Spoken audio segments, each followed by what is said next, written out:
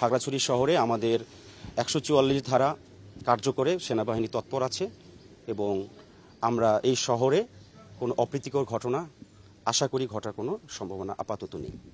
তবে একটা কুচক্রী মহল এই ন্যাক্কারজনক ধর্ষণের ঘটনার শুরু থেকে এই বিষয়টিকে একটি সাম্প্রদায়িক দাঙ্গা অথবা পার্বত্য এলাকাকে অস্থিতিশীল করার যে পরিকল্পনা করেছিল, যেটা অত্যন্ত ঘৃণ্য, তারা এখনও তৎপর আছে।